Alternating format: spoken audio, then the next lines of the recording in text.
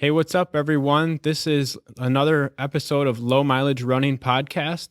I'm your host, Aaron Olson, and I am joined tonight by Andy Magnus. He is the author of Ultramental, an unconventional approach to training for endurance events on a few hours a week or less. Andy, thanks for coming on the show. Hey, thanks for having me, Aaron. Hey, Andy, yeah, it's great to talk to you. Andy is in New Zealand and we connected. I got an email from Andy a few weeks ago, and he has a similar approach to what I write about in my book, Low Mileage Running. And we thought it'd be a great idea to connect on Skype and get this out there as a podcast. So, Andy, tell me a little bit about your book, Ultramental, and how did you get started with even writing this book, and what made you want to write it in the first place? So the writing of the book kind of came after about 5 years of experimenting on my own with low volume training for endurance.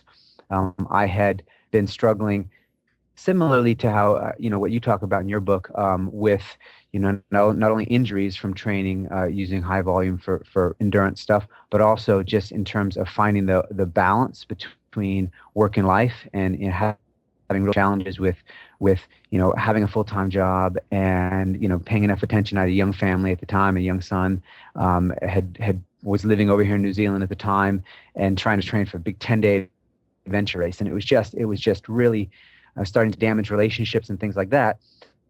And I found that I couldn't really let go of my ambitions. I still had these ambitions to do these massive races. And conventional wisdom was telling me I had to be willing to devote 10, 20 hours a week to training. And I thought, man, maybe there's going to be another way. And so I just started training harder. And I found you're probably familiar with First Running. Have you heard of First Running, the Yeah, Furman Institute yes. of, yeah. Yep. And so in my initial exploration, I found something by these guys. And so I kind of took a program that they had and modified it for multi-sport stuff. And man, I got faster. I got fitter than I ever had been training, many more hours. And so I was hooked. And so as I continued to explore this, I continued to work more and more with high intensity. And and um, and I just found that I was able. I have a twin brother, which is a great thing for a n equals one kind of experiment, because he was on this professional adventure racing team, and he was training 10, 20 hours a week, and I was training 3 or less hours a week, and we'd get together and we'd race these big races, and I was able to keep up or match or exceed his performance. So I thought, man, this is really incredible. And so I did a bunch of research, and as I continued to race and do well, in my age group, I could certainly be fitter if I trained like a professional athlete, but I was really impressed with how I was able to meet my goals and be happy with how I was performing in races, training this tiny fraction of the time that other people were. And I met a guy in Canada who said, man, you got to write a book about this. And so he's the guy that writes the forward, Eric Collin. And so he convinced me to do that. And so the rest is history. Last year, I woke up every morning at 6 a.m. and wrote for an hour and got it done. That's awesome. And I read your book last week, and I really like the approach. You talk a lot about using really high intensity, and you do even quite a bit of your training on a treadmill. Tell me a little bit about why you like to use the treadmill, or indoor workouts. Well, and this is I get a lot of comments on this, and it's tough because I certainly like training outside more than I like training inside. But what I have found is that as I've been synthesizing down the intensity and trying to maximize intensity, I find two things good about the treadmill. One is that there are no distractions when you get in the gym, and you're on the treadmill. There are no excuses, and as you know, and you talk about in your book, the central governor. When you're working hard, your mind comes up with an infinite number of excuses as to why you should back off a little bit, and all of those things. So by working inside in a climate controlled environment, without wind, without rain, without cold and temperature variation, you really take away a lot of those distractions. And I found, at least personally, that I can consistently work closer to maximum intensity, or approach that, inside as opposed to outside. The other thing that I find is that um, you know inside, when you have an absolute metric of of assessing your performance, it benefits. You talk about tracking your workouts and how important it is to be able to track your workouts. And I think I call it a baseline workout in mine, but you call it a benchmark. Yeah. And I think that's really valuable if you're trying to use high intensity. And for me, when I go into the gym and I know last time I did this run, I did it at this pace and at this incline and managed it, right? Mm-hmm. So when I get into the gym again, I know that I can manage this performance, and so it doesn't give me any excuses. And so I'm able to mentally kind of overcome that self-doubt talk and say, look, you just got you hurt last time, it's going to hurt this time. Let's get on with it. And using those benchmarks or those baseline workouts, I'm also able to see that increased performance. If last time I did it at a 5.5 minute mile, this time I'm going to try 5:25 or something like that. And you can see that progress over time. So those are the reasons I like working inside, and specifically if I'm working at a minimum level of time. If I'm like right now, I'm doing 5-minute workouts, and I could not go outside and run for 5 minutes consistently and have the type of workouts I'm able to inside, just because of those control aspects. And if it's cold, you get the burning in your lungs, you can't push quite as hard, and there's some physiological factors as well. But the application to all this is outside. Like I go outside for my ventures, my big efforts, of course. I'm not interested in just going and seeing how can I run 50 miles in 10 hours on a treadmill. That has no interest to me. Mm-hmm. So I always go outside. I always take this stuff outside. Yeah. When time's a factor, yeah. So. Well, I like how you mentioned that on the treadmill. Running and ultra events, I think, are really a mind game. A big part of it, I mean, there is a lot of physiology, but there's also a huge component of, training that central governor, that subconscious part of your mind, giving yourself confidence that, yes, you can do this. And I think sometimes for me, too, the treadmill helps me do that because I'll set it at a certain pace. And then I won't want to back off from that. And I'll just keep thinking I can hold on for a couple more minutes at this pace and something like that. So I think that you've got something there with using the treadmill to try to train your subconscious to go a little bit harder or a little bit faster. Well, and one of my favorite, I was just going to mention one of the favorite workouts I have that I talk about in the book is what I call the no slow random program. And it's a half an hour treadmill run where I put it on a random incline interval. And then I start out at a pace that I feel pretty good about. And then when I start to get into the run and warmed up and feel kind of cocky, this is going great, I never let myself slow down. So usually 5 minutes into the run, I'll say, I can go faster. So I'll key it up to, 9 miles an hour or something like that. And then as I hit hills, some big hills later on in the program, I don't let myself slow down. So then you're just pushing and you get that in your head. I got to do it. I'm not going to slow down. So that really motivates me to have a good workout. So you can use it. People hate the treadmill, but it's a tool, right? So. Yeah. Yeah. So, you said something interesting earlier that right now you're only doing 5-minute workouts. Give our listeners an idea of what goes on during that 5 minutes and what kind of goals can you hope to achieve with just doing 5 minutes at a time? Okay. So the 5-minute workout, like the running workout I'm doing now, is what I call a 30-30. So it's a 30-second sprint, and then a 30-second rest. And it's basically on the treadmill. It's a little different than some of the other equipment I use, but on a treadmill, it's done similar to a Tabata on a treadmill, where the 30 seconds rest, I'm on the rails of the machine. And then the 30 seconds interval, I match my speed really quick. So for me in a workout like that, the speed is limited to about 10 miles an hour only because I can't get my legs moving fast enough in the second that I have to match the speed. I've tried doing it at faster speeds, but I find it's really hard to go from 0 to much faster than about 10 miles an hour. But then I will use an incline and do 5 of those intervals. And so in 5 of those intervals, first couple usually feel all right. And then by the last one, I'm just hanging on for dear life. And I feel like I feel like my body's jelly. I feel like just it's hard to describe. The blood is pounding in all of my body because running is such a whole body activity. When you get to that, that when you reach that maximal intensity, it's like you'd imagine sprinting the last 100 meters in a race, right? Where you just giving it everything, and you feel the blood pounding through your body. You feel heavy everywhere, and you're just pushing. And And so I found that I can get to that point pretty easily in 5 minutes. The challenge for me is that repeating workouts like that, like I usually only do 2 quality workouts a week, similar to what you're talking about. Repeating that same running quality workout, if I was going to try to do 2 of those 5-minute workouts, man, it would be very difficult because mentally it's so taxing. Like you're saying, you've got to be motivated. And what I found, like the schedule I'm doing right now is I'm alternating between running and biking, say, or running and rowing, with a similar style workout. Now, a big part of what I do, and this is why I loved your book, by the way. I'm just giving you a little plug there, but is that you really hit on a lot of the things that I think are so important. And you talk about racing your way to fitness or something like that. And the application, or the way I'm able to use my minimalist training to approach really big events is the big events, man, they're training too.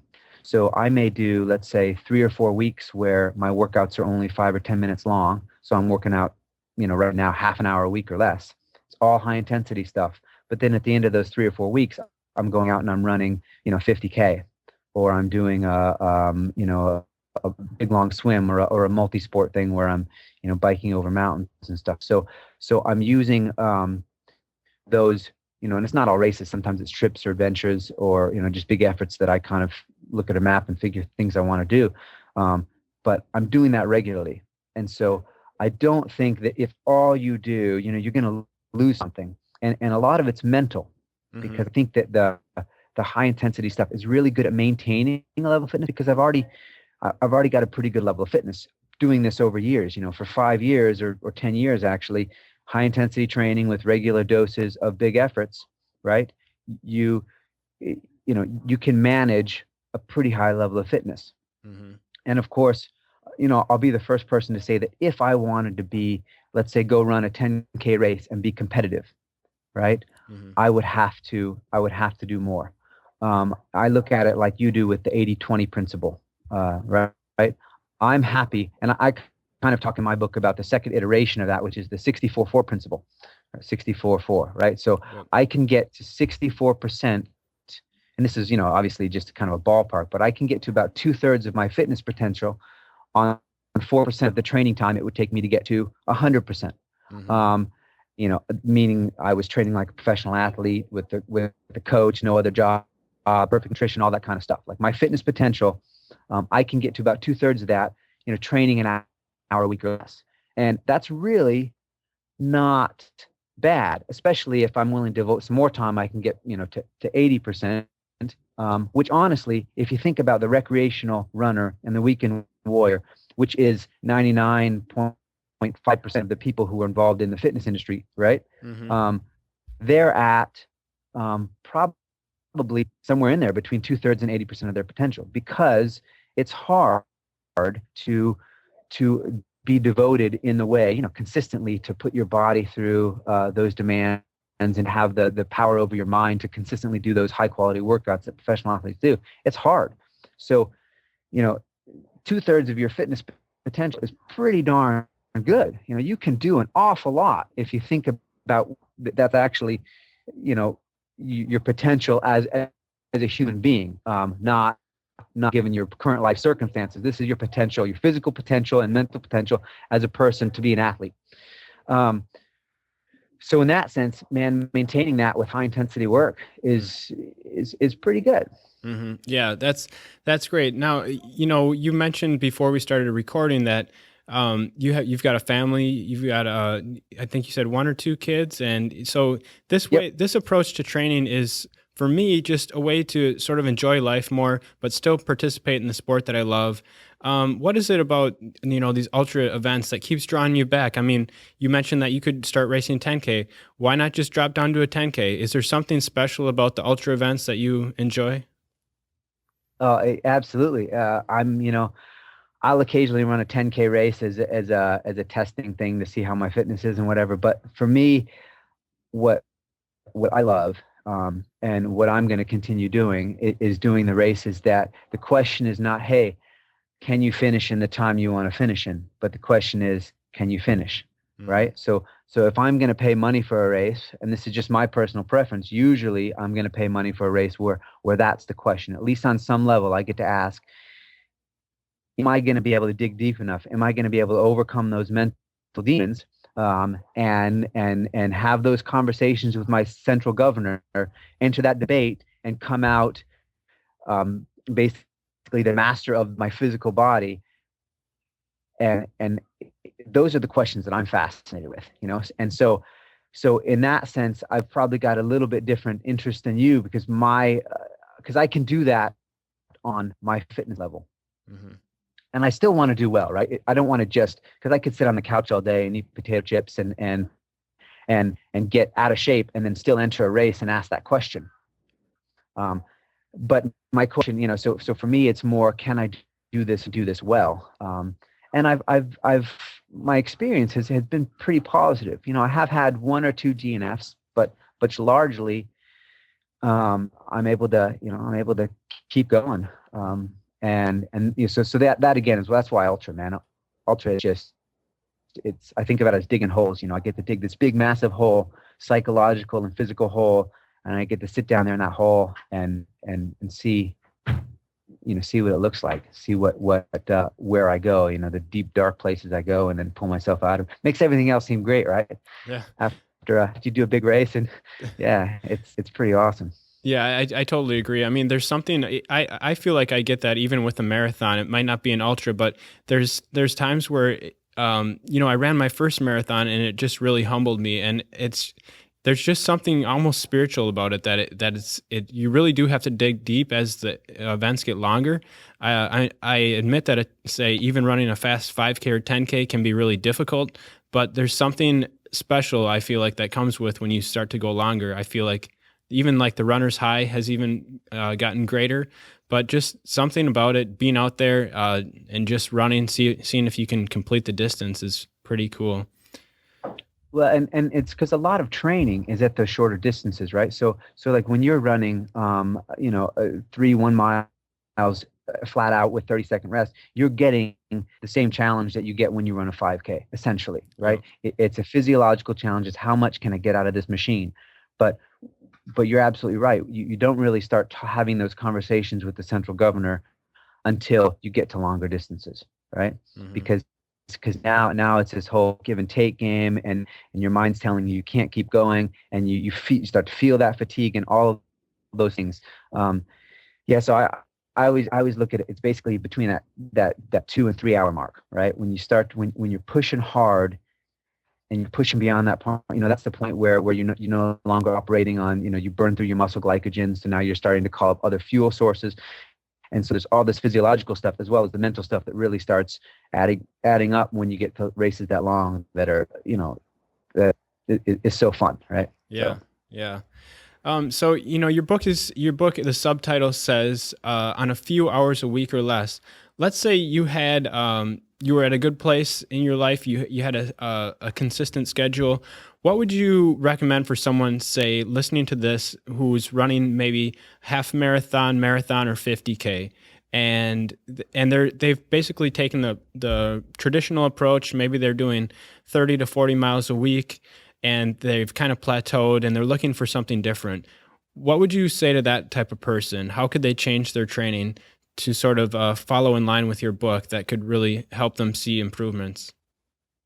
well, Or maybe not I even see improvements. um Maybe that's the wrong question, but maybe see, because they could see improvements, but maybe train in a different way to get more from less, I guess.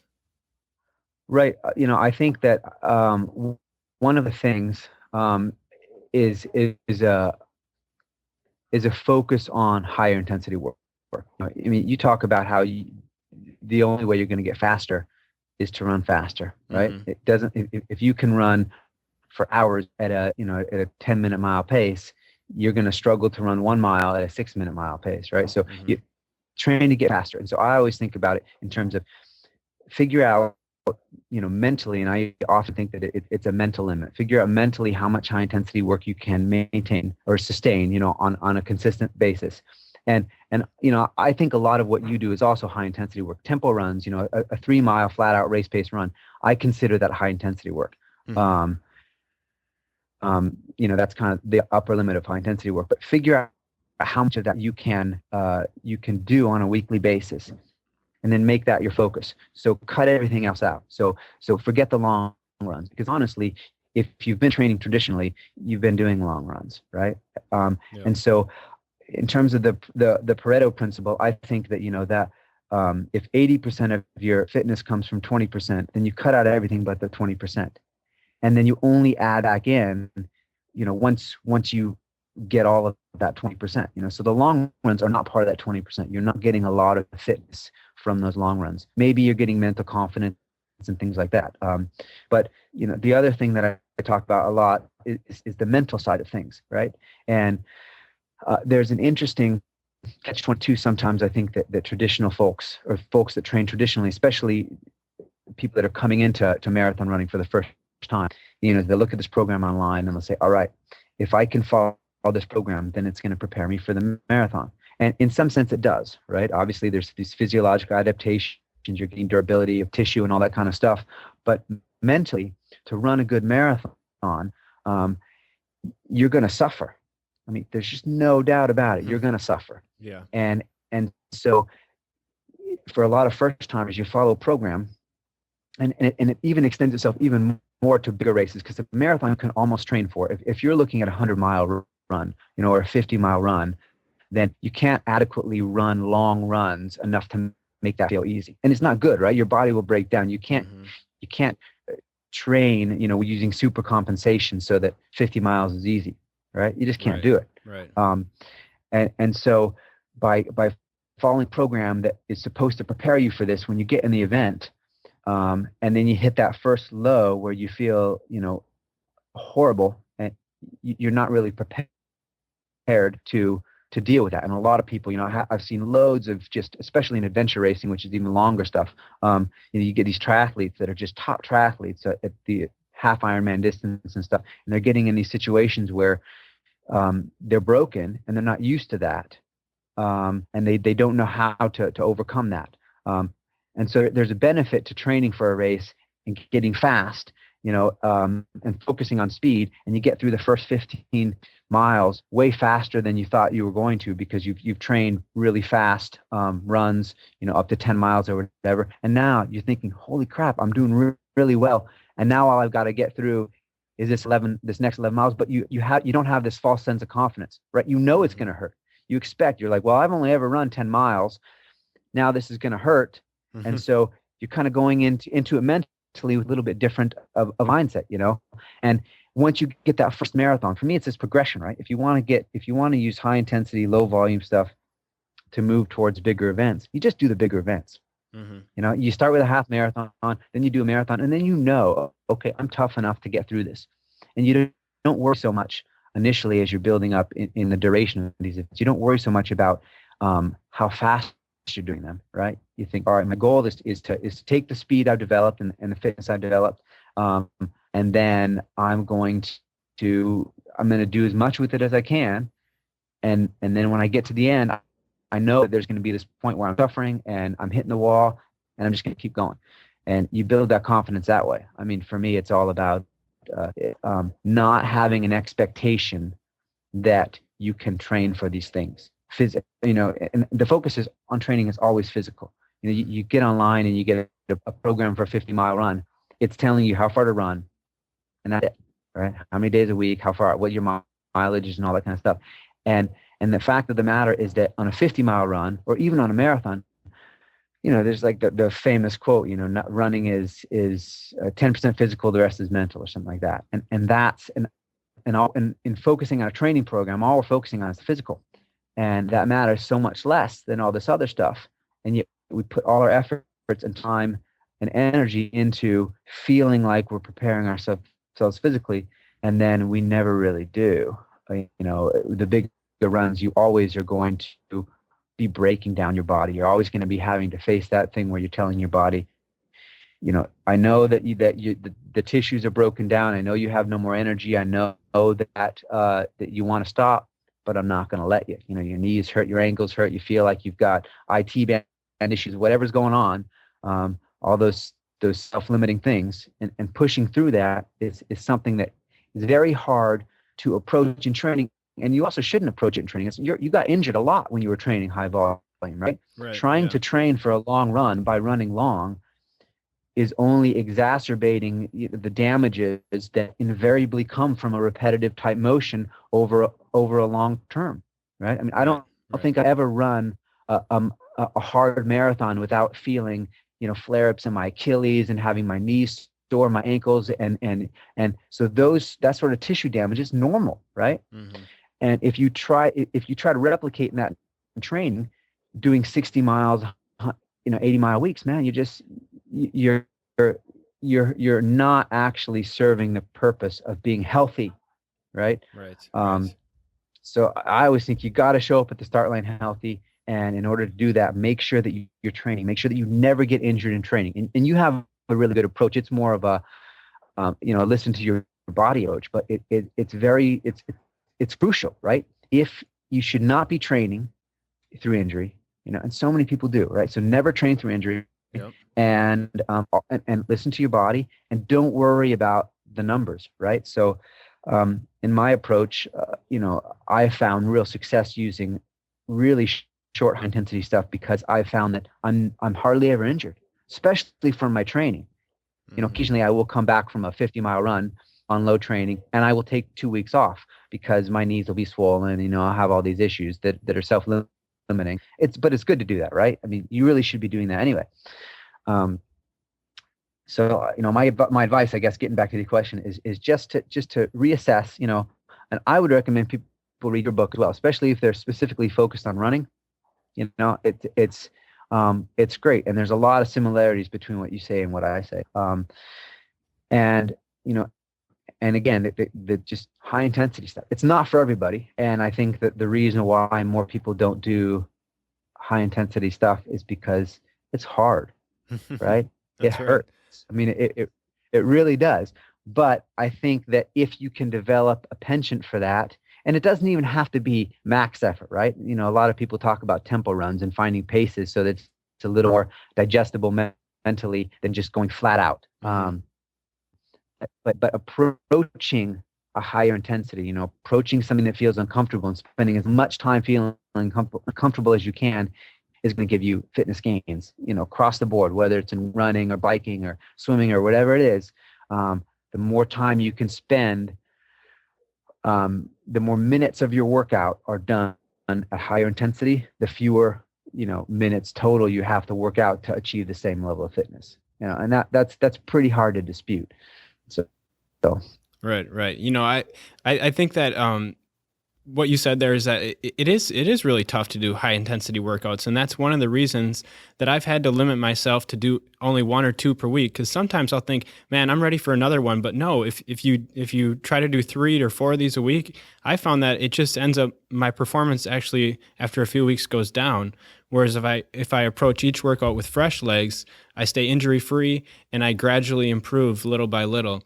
And like I noticed that sometimes, say if I'm haven't been running a lot and I start getting back into the high intensity stuff, like I was injured this winter with a water from water skiing, and as I was getting back into it, my tempo or time trials would get faster by like 30 seconds from week to week, and I don't think that was my physiology. That was just my brain telling me, giving myself confidence that I was doing it. So I think that part where you mentioned that a lot of this is mental is really right on. yeah, no, I think you're absolutely right. And I think that it's your brain letting you get closer to that edge. Because when you're at your actual physical edge, you don't improve 30 seconds a week. You're basically, you might improve 2 seconds one week and then you're back to where you were. And like Hmm. when you're really at the point where you're not getting much faster. And there are actual limits, right? I mean, our physiology and our biology and genetics do create some sort of a limit. That's obvious. It's not, humans. It's not like we can go out and run a 2-minute mile. Right. Physiologically, our muscles cannot move our joints fast enough to cover that distance. Right? So, there are actual limits, but I think that the biggest um, the limiter is for many people, is mental. I mean, you will absolutely improve fitness and develop more muscle fibers and a better ability to utilize muscle fibers. But again, that has ties to the brain as well, right? It is how many muscle fibers your brain lets you use, like you talk about with the fatigue, so yeah. Exactly. Well, Andy, we've been talking for about 30 minutes, and do you have any more time? I'd Yep. like to get into a few more questions if you have time. Yep. Okay, I'm interested in, we have people who are bloggers and authors and other people who listen to this show, and I'm interested in just your approach to writing and how you went about writing this book. What was your process like for getting it on Amazon, and how did that go for you? Well, the writing was the easy part. I had actually been blogging for a little while, on a blog 3 hours a week. And I kind of I'd been thinking about this, and crafting articles, and I'd written a few articles for various spots, or various online magazines. And so a lot of it was just kind of putting all my thoughts into an outline and structuring it in a way that I thought made sense. And the writing was fun. I mean, it's sitting down, and for the most part, it was fun. Towards the end, it always gets a little bit harder because you're trying to polish everything and bring it together. It was definitely a challenge. I mean, it's the first time I've done anything like this, and getting it into a format that's good for Amazon, for example, was difficult because I had not done the research to figure out how to start correctly. So I was writing it in a format that was then hard to convert. So I did hire somebody to kind of put it into the right form, to convert it to, the Kindle would use and all that kind of stuff. So, that really wasn't something I did. The most challenging part, of course, is, that I struggle a lot with is getting the ideas out there, right? It's the promotion. And because I'm not really too focused on self-promotion. I've got a lot of other stuff going on where I want to put my energies. But there is definitely that thing where you've written this book, you think it has value to people. You're not interested in pushing it, but you figure the more people know about it, the more people it can inspire, or that they're going to make use of some of the information you have that's unique, or the approach that you have. So that's where I've, over the last year, because I think my book was released last July, I've struggled with that, alternately thinking, oh man, I really got to focus on getting on social media and trying to do this, but I'm not good at it. Right. So, it's been a hard thing for me, but I've gotten good feedback from the people who have read the book. And I've gotten, a couple people that have put it on their site, Gear Junkie in Minneapolis, which is not too far from you, right? Yep. I know the editor of that, and he gave me a good review in there, and so that got a lot of people talking about it and just sharing it. Like I say, I've got a brother, twin brother that's on a professional adventure racing team. He's kind of shared it with his circles and done some stuff with it himself for his training. But the writing again was easy. It's the promotion, right? It takes a lot of time, and it's definitely a unique skill set with all the different avenues. You can read as many articles as you want about how to promote your ebook, but it's a lot of luck, I think. Yeah. One of the biggest challenges I found with writing my book was not so much the writing, but organizing my thoughts. And I eventually found a program that allowed me to sort of outline as I was writing. It's called Multi-Markdown Composer. Did you write in any Okay. program that allowed you to organize your thoughts or anything like that? Did you use Microsoft Word or Google Docs or I what? yeah. I mean, I've used Google Drive, I think, is initially how I was using it, because I was sharing it with the guy that encouraged me, who's doing some editing. But no, that was the challenging part for me. Is I'd have these pieces that I'd written that I thought were good, from my blog, and I'd think, where is this going to fit? And so I did a lot of cutting and pasting, and the outlining was pretty easy. Initially, I decided, all right, I'm going to start with about me, and then physical, mental. And so once I got that outlined, but then what to include in those sections, how much to put in there, I would have liked to have some assistance like that, because certainly organizing it was tough. And and because it's a labor of love, right? There's a lot of stuff that I thought, oh man, this is a good piece I've written. I want to include this, but then some stuff didn't fit, right? So there's anecdotal stuff or other stuff that just didn't fit, and making those decisions is sometimes challenging.